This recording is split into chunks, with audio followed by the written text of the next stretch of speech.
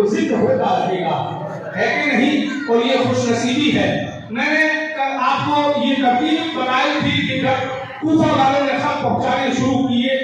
تو میرے آقا امام حسین کے جو بھائی ہیں حضرت مسلم بن عقیل جب کوفہ پہنچے ہیں، اپنے نونہالوں کو لے کر کوفہ پہنچے تھے اور وہاں شہید کیے گئے۔ اب آقا امام حسین، میں نے بتایا تھا آپ کو کہ مدینے کے گورنر کا نام ولید بن عتبہ ہے، جس نے میرے آقا امام حسین کو بلا کر کے کہا تھا آپ کے ساتھ میں میرے آقا امام حسین کے ساتھ حضرت عبداللہ بن عباس، حضرت عبداللہ بن زبیر، حضرت عبداللہ بن عمر، یہ تمام صحابہ موجود ہیں اور بھی ان کے علاوہ دیگر صحابی موجود تھے۔ جب ولید بن عتبہ نے مدینے کے گورنر ہاؤس میں میرے آقا امام حسین کو بلا کر کے کہا تھا کہ یزید تخت پر بیٹھ گیا ہے، یزید نے حکومت کو سنبھال لیا ہے، امیر معاویہ کا انتقال ہو گیا ہے، اب حسین ابن علی تم سے مطالبہ یہ ہے کہ یا تو یزید کی بیعت کرو یا پھر جو ہے جو تمہیں راستہ سمجھ میں آئے وہ راستہ اختیار کرو۔ میرے آقا امام حسین نے جو جواب دیا تھا وہ بھی میں نے بتایا ہے کہ سن ولید، تو یہ کہتا ہے کہ حسین یزید کی بیعت کرے گا، ایک حسین ہی نہیں بلکہ یہ تاریخی جملہ میرے آقا امام حسین نے فرمایا تھا کہ حسین تو بہت دور کی بات ہے، حسین جیسا کوئی یزید جیسی کی بیعت نہیں کر سکتا ہے۔ اس کے بعد میرے آقا امام حسین نے اپنے گھر والوں کو اور ان تمام جانشاروں کو بلا کر کے مشورہ کیا۔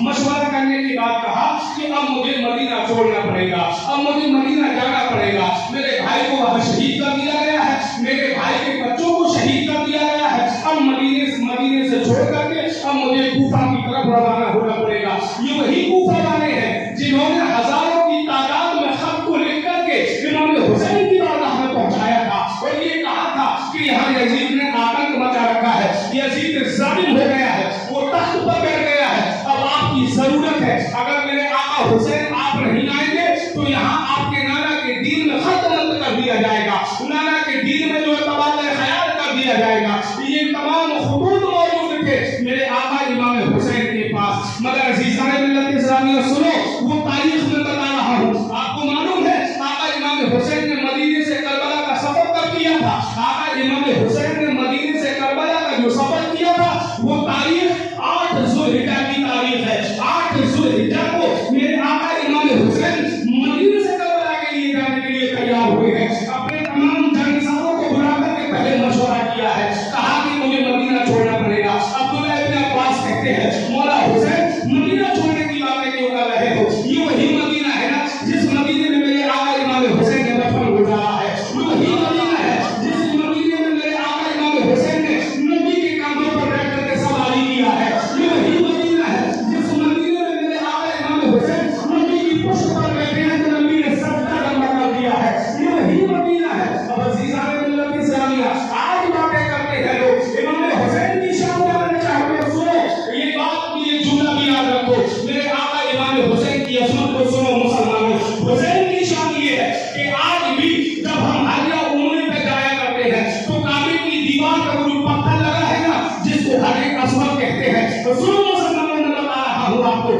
حجر اسود کو میرے نبی نے چوما ہے، اس کو جنت کا پتھر کہا جاتا ہے، کعبے میں لگا ہوا ہے، اسی جنت کے پتھر کے سے استلام کرنے کے بعد طواف شروع کیا جاتا ہے، اسی پتھر کے سامنے ہاتھوں کو اٹھا کر کے کہا جاتا ہے بسم اللہ اللہ اکبر، تب طواف شروع کیا جاتا ہے، حاجی تب حاجی بنتا ہے، عمرہ والا اپنی ارکان ادا کرتا ہے۔ سنو اس پتھر کی تاریخ یہ ہے، مصطفیٰ نے چوما ہے، پوری دنیا چاہتی ہے کہ پتھر چومنے کو مل جائے، مصطفیٰ نے چوما ہے تو پوری دنیا لائن میں لگی ہے کہ پتھر میں بھی چوم لے، پتھر مجھے بھی چومنے کو مل جائے، صرف اسی لیے کہ مصطفیٰ نے چوما ہے، حالانکہ میرے مصطفیٰ نے اس کا بیان فرمایا ہے، حضور فرماتے ہیں کہ اگر تم چاہو تو حجر اسود کو اپنے ہاتھوں سے بوسا دو، اور اگر رش زیادہ ہے تو تم حجر اسود کو دیکھ کر کے بوسا دے سکتے ہو، تب بھی ثواب وہی مانا جائے گا۔ حضور نے فرمایا ہے نا، اور اگر اس کے باوجود بھی تم حجر اسود کو دیکھ نہیں سکتے ہو، حجر اسود کو چھو نہیں سکتے ہو،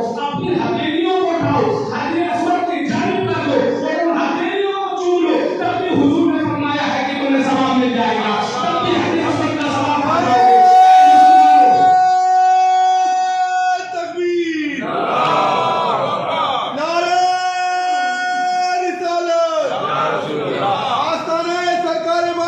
زندہ باد، زندہ باد، یا حسین۔ حضور نے فرمایا ہے تب بھی تمہیں ثواب مل جائے گا. مطلب یہ کہ حضور